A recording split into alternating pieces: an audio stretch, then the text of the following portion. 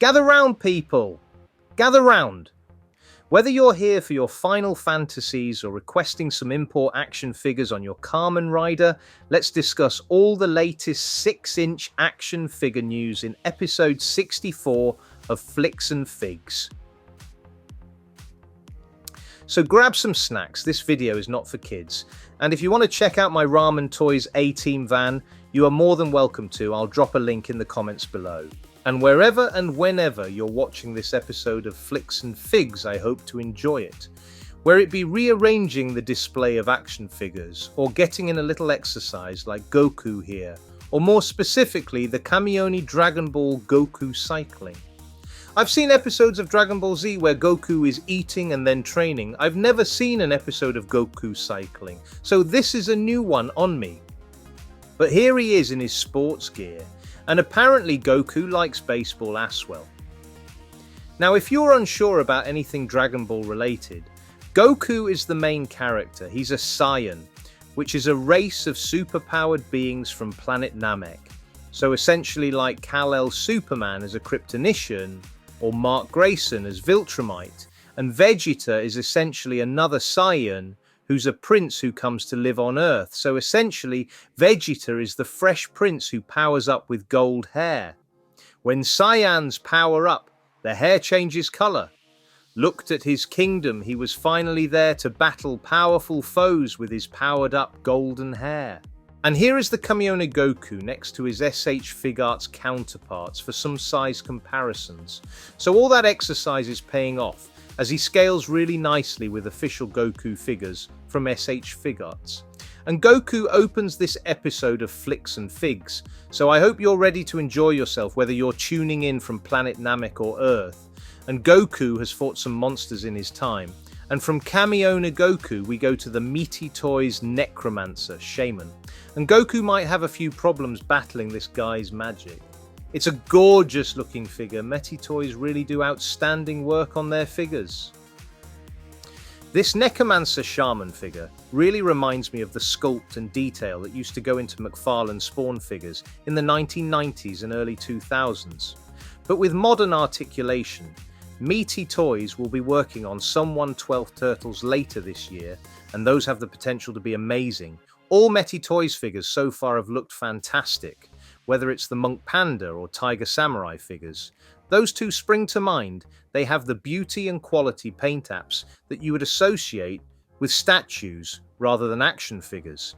But excellent import style articulation. I've yet to pick one up, but only because they don't quite fit in with my collecting habits. Rather than anything else, the figures themselves are stunning. And to be honest, Mety Toys are giving other bigger companies who make 1/12 action figures a run for their money with this level of quality. But what do you think? Do you have any Mety Toys in your collection? I know Big Bad Toy Store tend to get them in, and in fact the Necromancer is up for pre-order on BBTS, so I'll drop a link in the comments below. I do wish more companies applied paints, apps and details like this on 1/12 scale figures. He's even got light up eyes. It just makes the figure an event, and in a world where the cost of living and buying action figures is going up, we want to get as much bang for our buck as possible.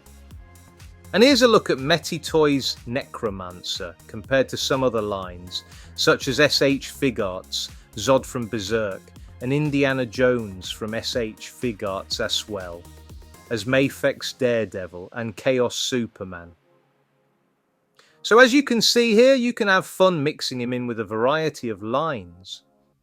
He'd fit right in with Berserk, or maybe being unearthed by Nazis and fighting them whilst Indiana Jones helps out or avoids being blasted by magic. And if you need someone to battle the Mety Toys Necromancer and the Power Rangers aren't available, as they are busy being basic action figures at Playmates, you could go with the SH Figuarts Bandai, SH Figuarts. Kamen Rider Durandal Ocean History, which I'm guessing is sort of Aquaman or Namor meets Power Rangers. He's got a lovely trident for some awesome underwater battles. Bath time just won't be the same. Reverse the time of the world. Time Time, I am Ocean History, Ocean Bash. And the Ocean History character from Kamen Rider could travel to the world of Final Fantasy to locate the underwater reactor in Duron in Final Fantasy VII.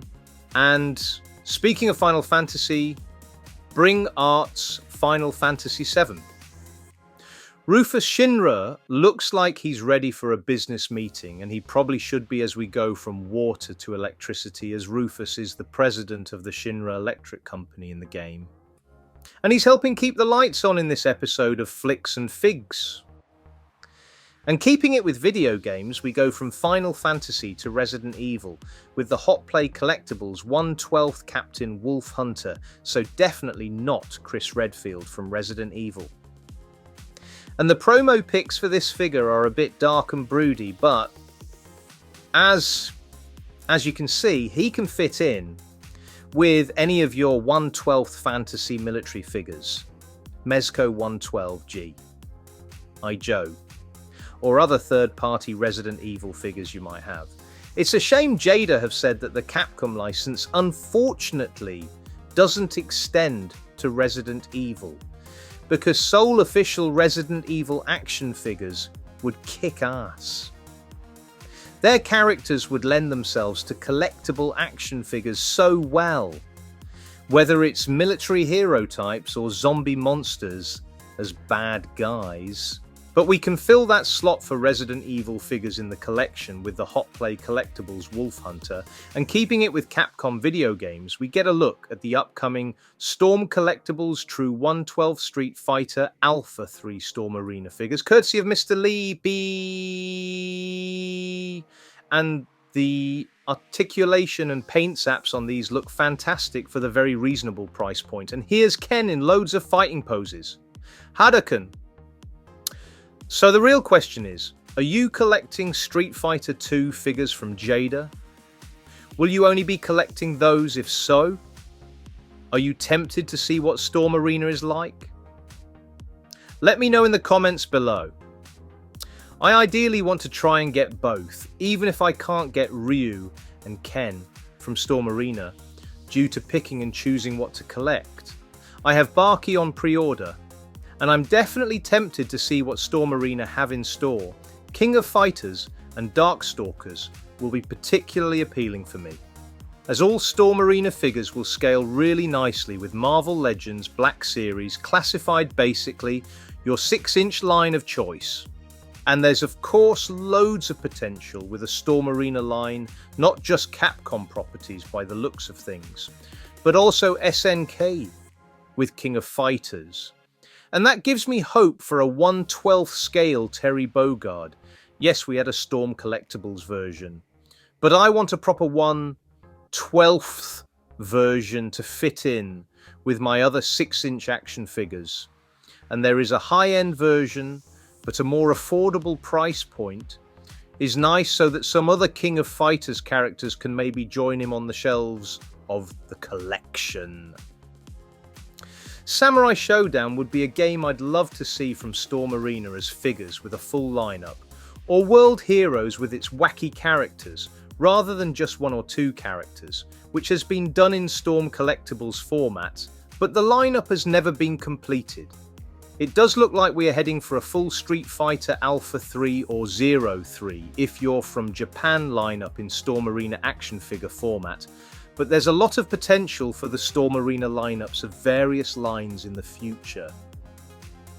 And I mentioned Samurai Showdown, and on the theme of samurais, D12 Toys are giving us a 1/12 samurai to bring honour to any action figure collection.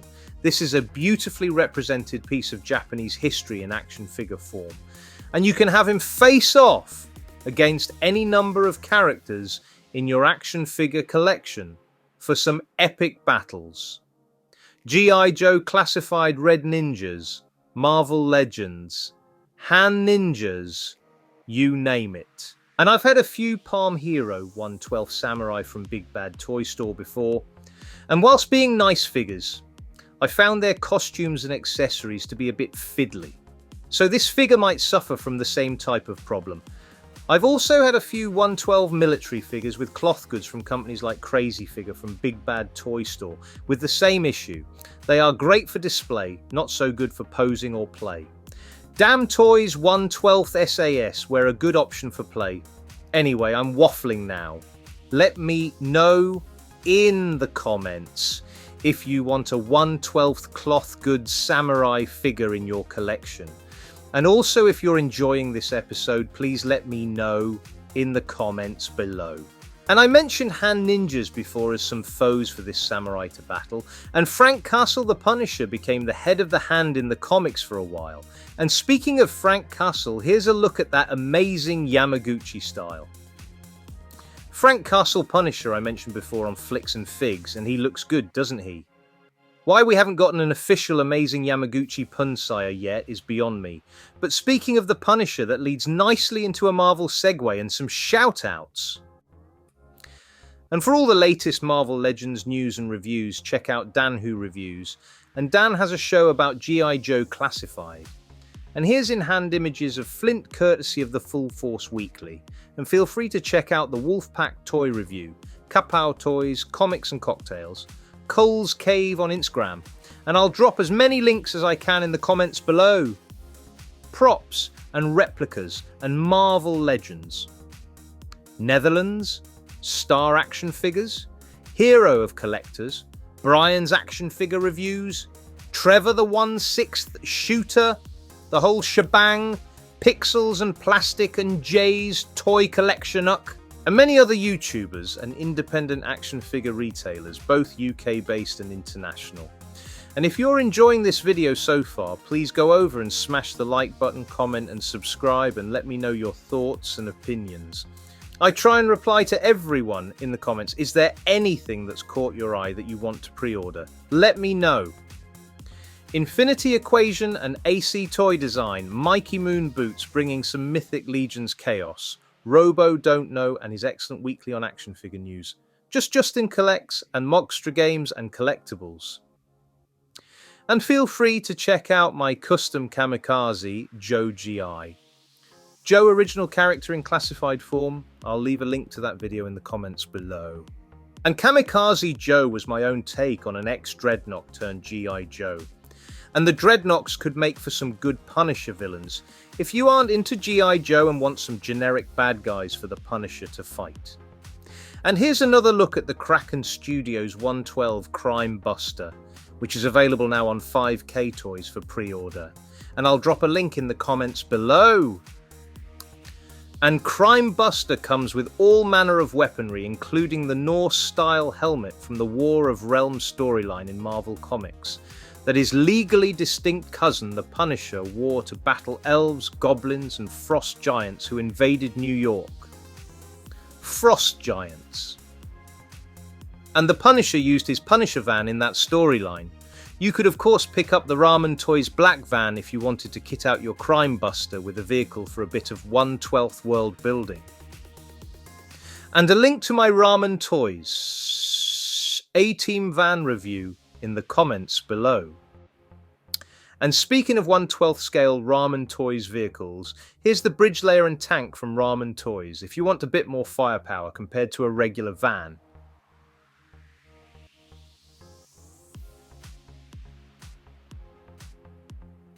Now if the Crime Buster had either of these, he'd make short work of Frost Giants, although these are perfect vehicles for CoverGirl from G.I. Joe Classified, but they can fit with any of your 1/12 scale figures. But you won't need a tank if you're already wearing armour, like the Sentinel Black and Gold Armoured Spider-Man, Sentinel Fighting Armour, Iron Spider Onyx Stealth Tech version. This one should be available on HobbyLink Japan, and it's a striking looking figure, I'm guessing more 1/10 scale rather than 1/12 scale. I think I had the Sentinel Iron Patriot from years back, and it was a big figure compared to Marvel Legends, but it sort of worked as it was a guy in an iron suit. And in theory that could work here. If this Iron Spider-Man is 7-inch scale, he could theoretically work as Peter Parker in a suit of armour amongst your Marvel Legends, but Peter Parker Spider-Man is probably not as tall as Tony Stark or Norman Osborn, so it may seem a bit out of scale. Trying to put this Iron Spider in among 6-inch figures. But let's see. Spins a web that catches bad guys, but look overhead. Is he the right scale and size? Here comes the Iron Spider-Man. But if you wanted to build out a Spider-Verse on your shelf, or in your toy photography, you could have Iron Spider from Sentinel Interact with the Mafex Tobey Maguire Spider-Man, available at Emporium of Cool. I'll drop a link in the comments below. And it really depends here if you want the Marvel Legends version or want something a bit more high-end that can put some mud in your eye. Both are decent options, and I believe Tobey Maguire will be featuring in the upcoming Avengers Doomsday film and Secret Wars. I'd be surprised if he wasn't, where we will no doubt see him. Andrew Garfield and Tom Holland all battle Robert Downey Jr. as Doctor Doom. It will be interesting to see how Tom Holland, Peter Parker. Spider-Man reacts to the arrival of Doctor Doom in the MCU, given how similar he may no doubt look compared to Iron Man. And speaking of Doom, from Robert Downey Jr. Doctor Doom, we turn our attention to McFarlane and the Doom Slayer of Doom Soldier McFarlane toys. Doom, the Dark Ages Elite Edition. Doom Slayer, pre-orders start 15th May. Now, I'm not sure if this is part of a more high-end style line McFarlane is doing. It might be. There's a cloth goods cape or faux fur. And I think the Doom character was one of the ones mentioned at WonderCon or Toy Fair, I can't exactly remember. Diablo being another property, where McFarlane would do paint apps and soft goods similar to the 90s Spawn figures, but reflective of today's standards and pricing and advances in action figure production. So take from that what you will. Well, that's it! Hope you saw lots of possible figures to pre-order in the future, and speaking of coming from the future, here's a look at the 1.5 version of Cable from Amazing Yamaguchi. Why they could call it 2.0 Cable, I don't know. Perhaps there's a problem with counting in the future as well as the Earth's gravity. So let me know what you thought of this episode. Did you like it? Was it not really for you? I'll be glad to hear all your thoughts in the comments below. And until next time, enjoy those flicks and figs.